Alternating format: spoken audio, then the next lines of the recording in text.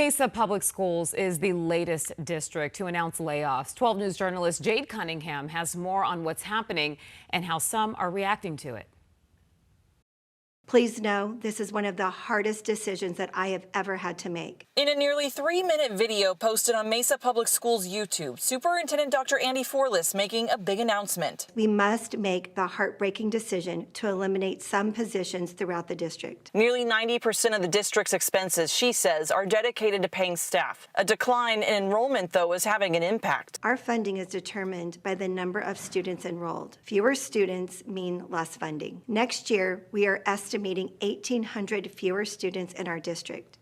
This decline in student enrollment, coupled with rising operational costs and a decrease of federal and state funding, requires us to make difficult decisions to reduce expenses for the 25-26 school year. My heart is broken.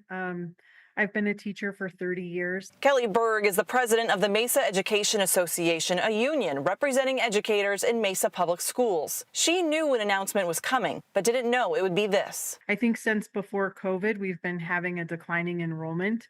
So I'm not surprised that we have to have a reduction in force, but it's something I was hoping we could avoid for one more year. There are multiple reasons for a decline in enrollment. Berg says it includes lower birth rates, fewer families moving into the area, and programs like the Empowerment Scholarship Account, or ESA. The push by state legislation for people to use vouchers and to go to other schools. Some families may decide to homeschool, so all of that has an impact on Mesa Public Schools. Well, if a public school doesn't want to lose students, they need to do a better job academically, and then the parents won't want the kids to go. State Superintendent Tom Horn defending the program. You know, we have 2 million kids in our public schools. ESAs are, about 92,000 now or so.